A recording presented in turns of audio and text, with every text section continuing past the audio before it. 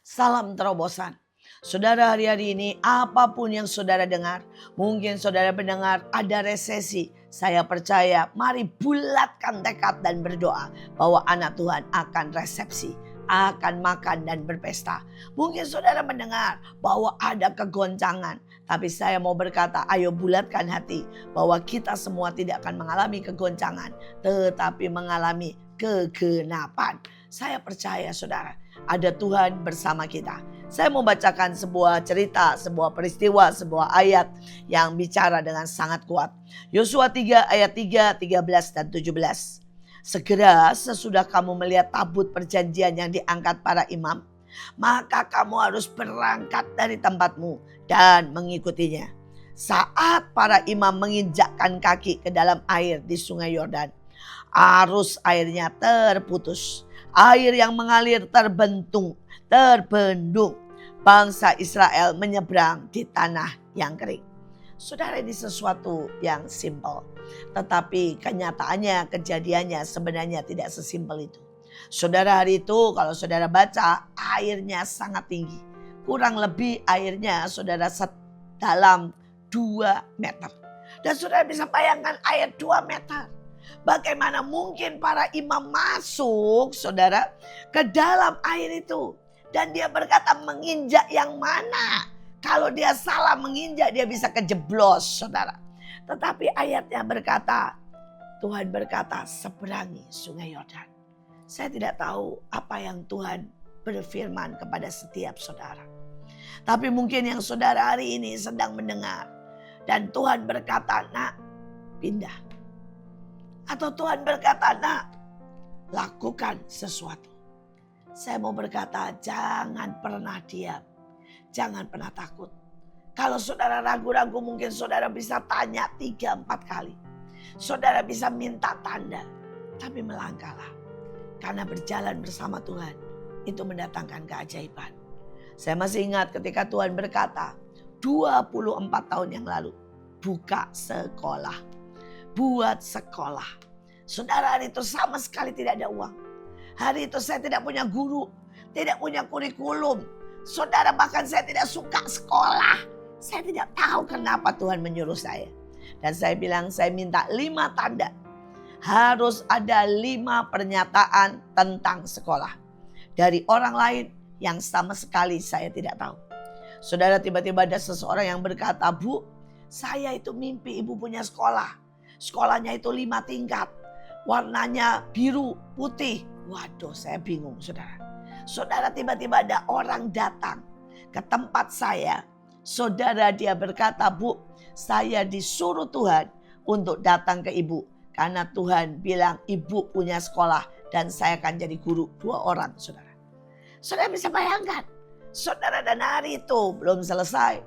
Tiba-tiba saya jalan, naik mobil. Dan tiba-tiba mobil itu seperti gelap. Dan ketika saya noleh, rupanya ada bus besar sekali di samping. Dengan gambar anak-anak kecil semua sedang sekolah. Dan tulisannya, yang tidak mampu bisa sekolah. Itu sebenarnya gambar asuransi, saudara ya. Tetapi saudara, dia ngomong, yang tidak mampu bisa sekolah. Yang tidak mungkin bisa sekolah. Wah, saya nangis, saudara. Saya berkata, Tuhan, kau sampai buat sebesar bus untuk menyuruh saya buat sekolah. Akhirnya singkat cerita, saya jalan dan saya menawar sebuah ruko. Saya bilang, Bu, Pak, boleh enggak saya pinjam ruko ini? Saudara, dan orangnya bilang, harganya satu ruko 25 juta. Saya bilang, saya enggak punya uang. Saya butuh 2 ruko, saya butuh 3 tahun. Boleh enggak 2 ruko, 3 tahun 25 juta. Saudara, itu penawaran yang mustahil bin mustajab. Saudara, dia maunya 1 ruko, 1 tahun 25 juta. Saya tawar 2 ruko, 3 tahun 25 juta. Padahal saya juga tidak ada 25 jutanya.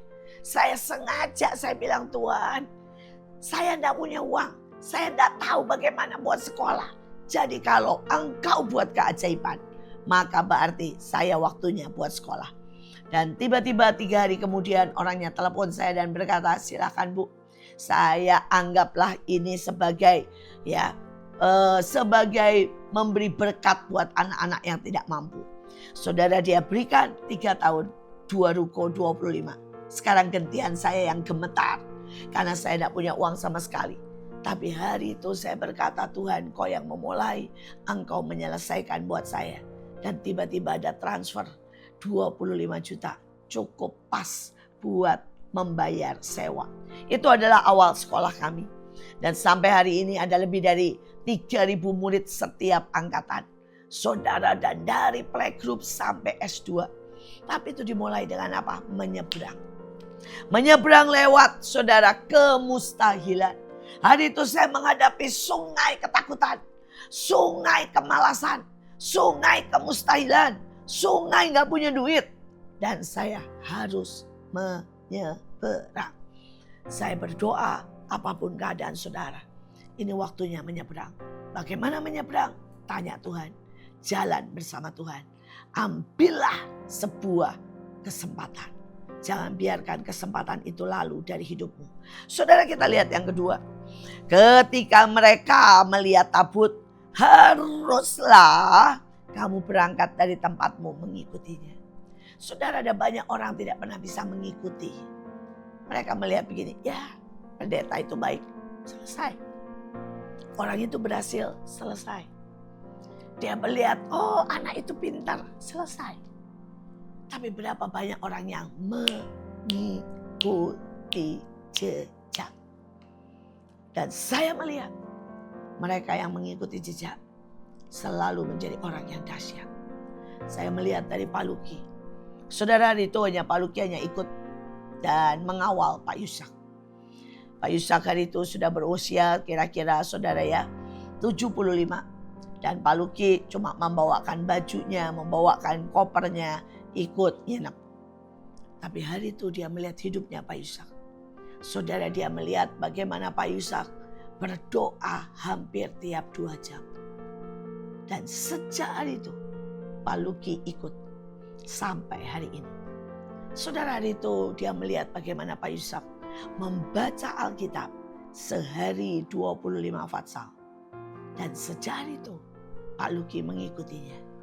Saudara, hari itu dia melihat bagaimana Pak Yusak setiap kali dapat amplop dia bilang, Tuhan ini buat siapa? Dan kalau Tuhan bicara, dia berikan kepada orang itu. Maka Pak Luki mengikuti jejaknya. Saudara, hari ini Pak Yusak sudah tidak ada. Dan sejak Pak Luki mengikuti jejaknya, dia diberkati Tuhan luar biasa. Dia tidak punya pekerjaan, dia full time di Manaim. Manaim memberi sangat sedikit benih. Bukanlah saudara ya gaji. Karena gaji dengan benih berbeda.